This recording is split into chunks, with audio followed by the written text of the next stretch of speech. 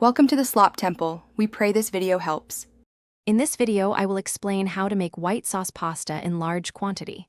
First, let's gather our essential ingredients. For a substantial batch, you will need at least 2 pounds of pasta, along with butter, flour, milk, and your favorite cheese.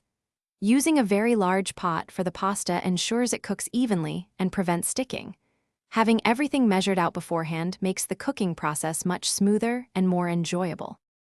The foundation of any great white sauce is a perfectly made roux. Begin by melting 1 cup of unsalted butter in a large, heavy-bottomed pot over medium heat. Once melted, gradually whisk in 1 cup of all-purpose flour, creating a smooth, thick paste.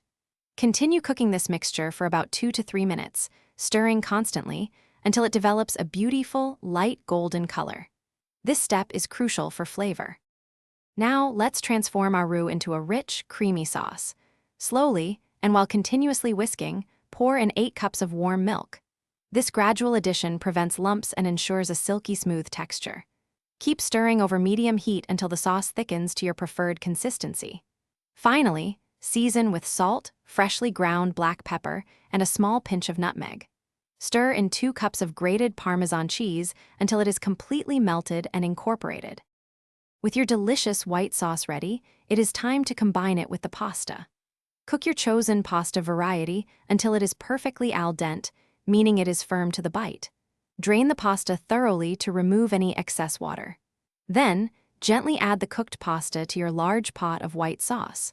Toss everything together until every single strand of pasta is beautifully coated. Serve your large batch of white sauce pasta immediately, perhaps with a sprinkle of fresh parsley or extra cheese. Thanks for watching. Consider subscribing if we helped you.